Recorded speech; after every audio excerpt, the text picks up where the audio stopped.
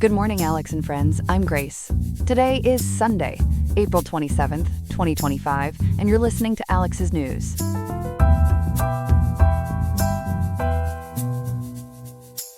The weather in Riverside today offers a cooler outlook, with a high expected around 61.3 degrees Fahrenheit and dipping down to a low of 50.3 tonight.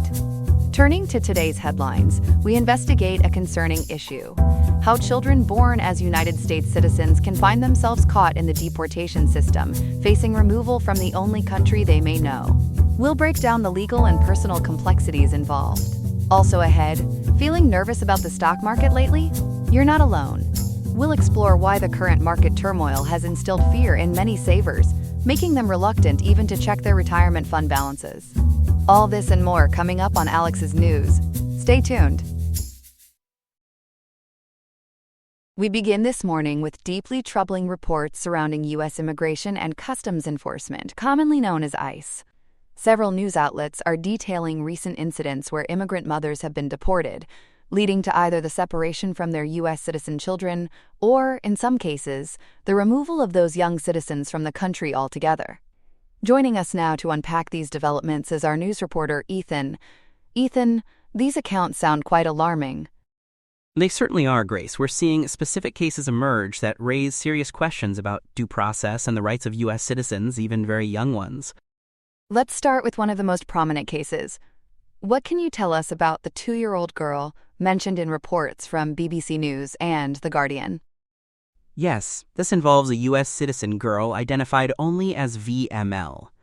According to those reports and analysis from Perplexity API, she was reportedly deported to Honduras just yesterday, April 26th, along with her Honduran mother and older sister. The family was apparently apprehended during a routine ICE check-in in New Orleans a few days prior, on April 22nd. Deported? But she's a U.S. citizen. How can that happen? That's precisely the issue a federal judge is examining. Judge Terry Doughty expressed suspicion that VML was deported, quote, with no meaningful process, end quote. He stressed that deporting a U.S. citizen is illegal. When the judge tried to speak with the mother, he was told Shay D already been released in Honduras. Was there any consent given for the child to leave the U.S.?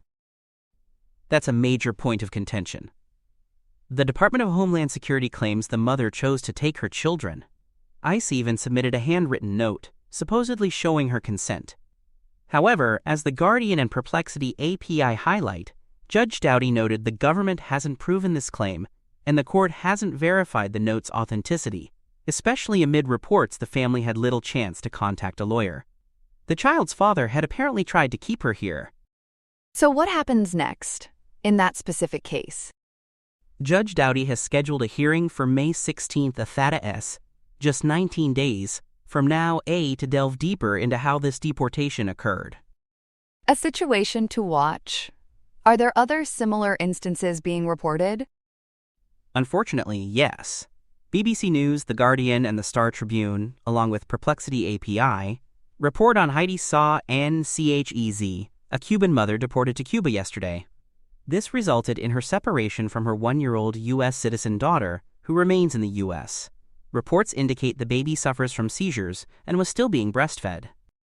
Separated from a nursing infant with health issues? That sounds incredibly difficult. It does. According to The Guardian, Nchez was detained during an ICE check-in in Florida. Her lawyers state she had little chance to contact family, and ICE allegedly refused to accept paperwork contesting the deportation just before she was removed. There are concerns she couldn't advocate for her daughter's specific medical needs. And you mentioned other cases as well. The Star Tribune reported on 3 other Honduran mothers deported with their U.S. citizen children aged 2, 4, and 7. Again, lawyers raised concerns about whether the mothers truly had a choice regarding their children. Leaving the U.S. Perplexity API corroborated these reports, adding the families were allegedly held incommunicado. Among those children, the Star Tribune and Perplexity API noted, was a 4-year-old U.S. citizen with cancer, reportedly deported without medical treatment, and another case involved a pregnant mother deported with her child. It seems the legality of removing U.S. citizen children is the core issue. What's the official policy or law here? That's where it gets murky, Grace. Analysis from Perplexity API indicates there's no specific U.S. federal statute, regulation, or even a clear public ICE policy that explicitly authorizes the physical removal of a non-consenting U.S. citizen minor. ICE does have internal guidance, like the 2017 Parental Interests Directive, which is supposed to ensure agents consider parental rights and facilitate decisions about children's care, but it doesn't seem to cover forcibly removing a citizen child. So ICE relies on parental consent, but that consent itself is being questioned? Exactly. As seen in VML's case, the validity of consent obtained potentially under duress, without legal counsel, and documented questionably is under intense scrutiny, according to Perplexity API and The Guardian. Critics point out existing policies lack safeguards for the children's independent rights as citizens, don't require judicial oversight for their removal, and don't guarantee access to legal help or medical care during the process. This raises constitutional flags under the 5th and 14th Amendments concerning liberty and a citizen's right to be in the U.S. What's the broader context for these actions? BBC News describes a spike in detentions since Donald Trump returned to the White House, and The Guardian calls it a broader crackdown. The Star Tribune notes these events are unfolding amid ongoing legal fights over immigration policies. Advocacy groups like the ACLU are condemning these actions as, quote, an abuse of power, end quote, while others cited by Perplexity AP. I call them, quote, horrifying and baffling, end quote, and illegal.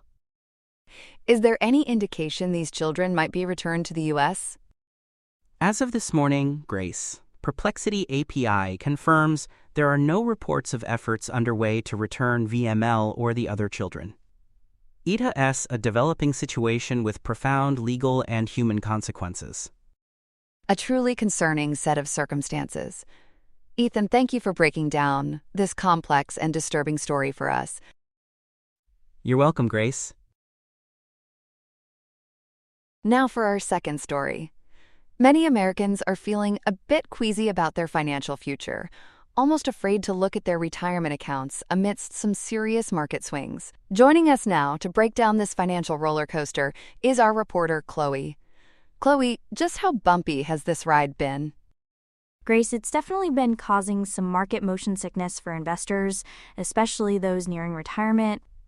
According to analysis from Perplexity API and reporting summarized by Iowa's Who13.com, the S&P 500 index, which is a broad measure of the market, has fallen about 10% since hitting a record high just back in February. That was only 2 months ago. 10% in 2 months sounds significant. What about other major indicators? They've taken a hit too. The Dow Jones Industrial Average is down around 9.5%, and as Perplexity API notes, that includes a pretty steep 4,000-point drop earlier this month. The Nasdaq Composite, which is heavy on tech stocks, has fallen even further, about 11%, putting it into what analysts call bear market territory. A bear market, can you remind our viewers what that signifies? Absolutely. Generally, a bear market is defined as a drop of 20% or more from recent highs, often fueled by investor pessimism.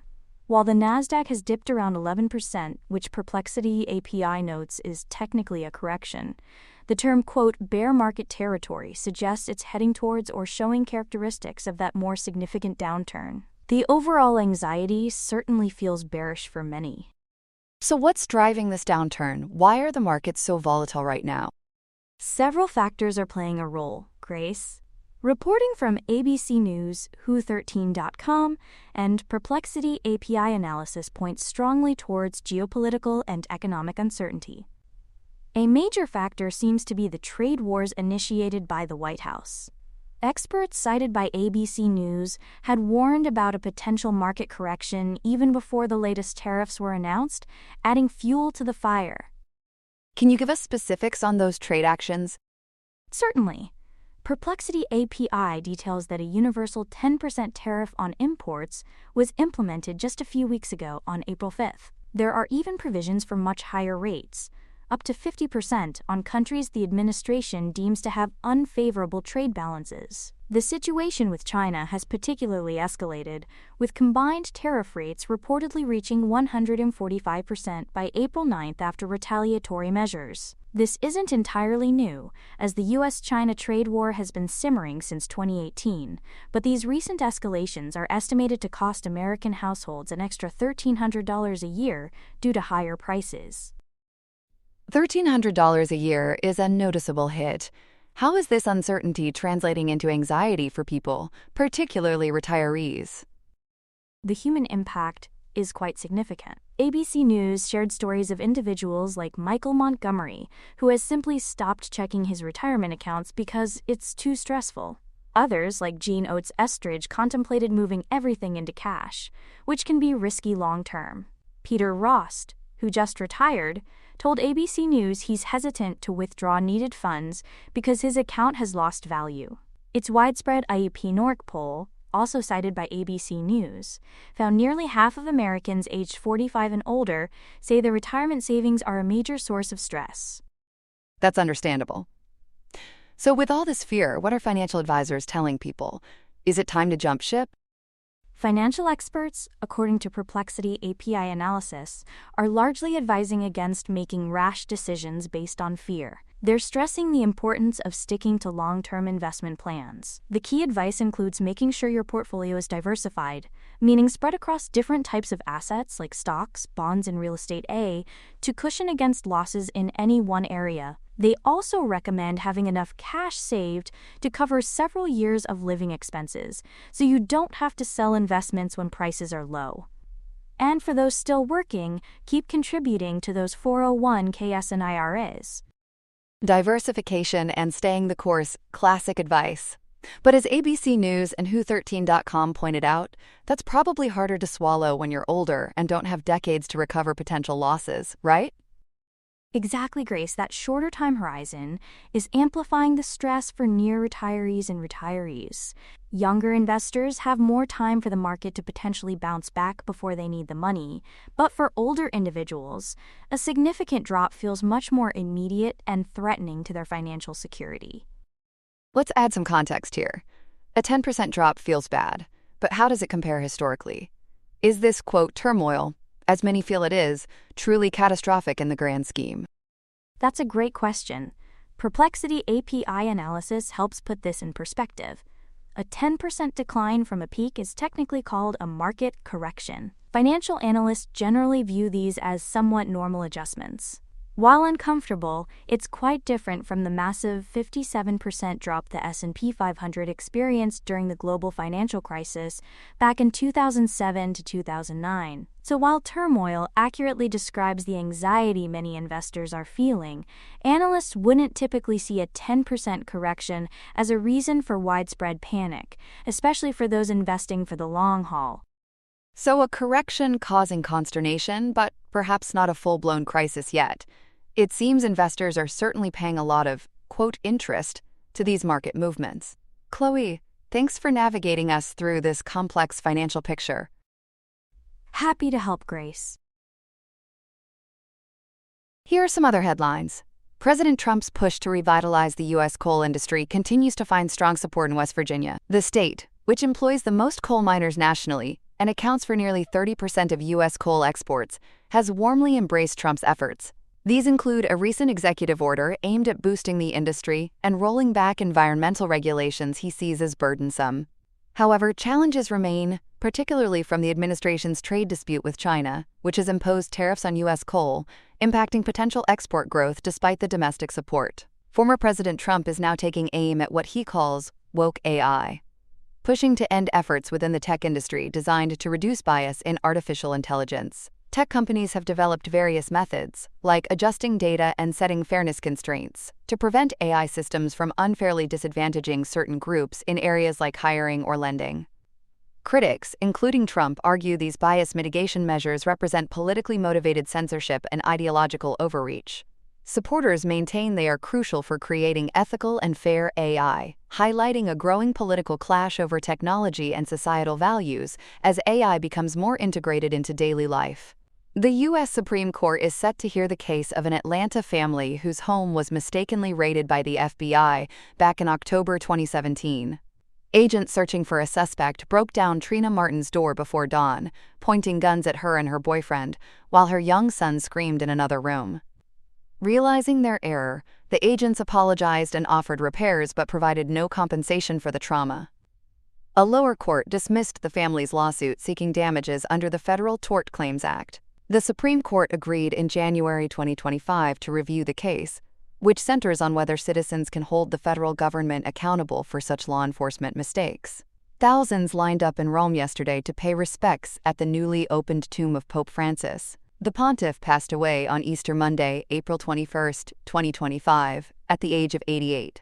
Following a funeral mass in St. Peter's Square on April 26, he was laid to rest, as per his wishes, in Rome's Basilica of St. Mary Major, reflecting his devotion to the Virgin Mary. His simple marble tomb bears only the inscription Franciscus.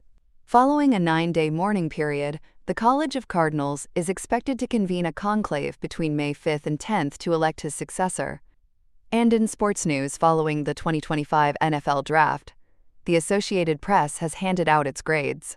The Las Vegas Raiders, Jacksonville Jaguars, and Kansas City Chiefs all received top marks, earning A's for their draft classes. The AP praised these teams for making strategic selections that effectively address roster needs and show strong potential for impact. Other teams receiving favorable, though slightly lower, grades included the Baltimore Ravens with a B+, the Carolina Panthers with a B, and the Cincinnati Bengals with a B-. That's all we have for now.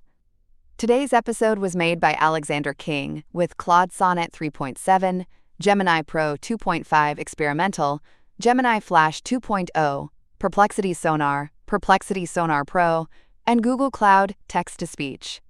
I hope you have a great day. I'll see you tomorrow, Alex.